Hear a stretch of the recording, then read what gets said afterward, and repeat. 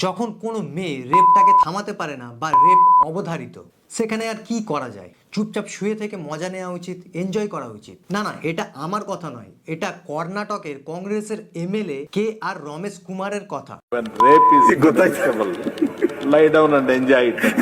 এরা আমার আপনার মতো সাধারণ মানুষ নয়, এরা হলো ল মেকার। ইনি বিধানসভাতে দাঁড়িয়ে বিধানসভার মধ্যে এই কথা বলছে এবং স্পিকারও সেই কথা শুনে আনন্দ পাচ্ছে, মজা নিচ্ছে।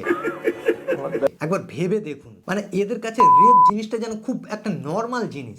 জানি না এদের ঘরে মা বোন আছে কিনা, কিন্তু আপনার আমার মা বোন বউ বা গার্লফ্রেন্ডের ভবিষ্যৎ কোন নেতাদের হাতে আছে একবার ভেবে দেখুন। made a statement yesterday. Do you apologize, sir? Do you apologize for the statement that you made? Do you apologize, sir? Will you apologize for the statement that you made, Mr. Ramesh Kumar? The people, the women in India are demanding an apology. আমার তো মনে হয় এমন নেতা রেপিস্টদের মধ্যে কোনো পার্থক্য নেই। আপনাদের কি মতামত কমেন্ট করে জানাতে পারেন।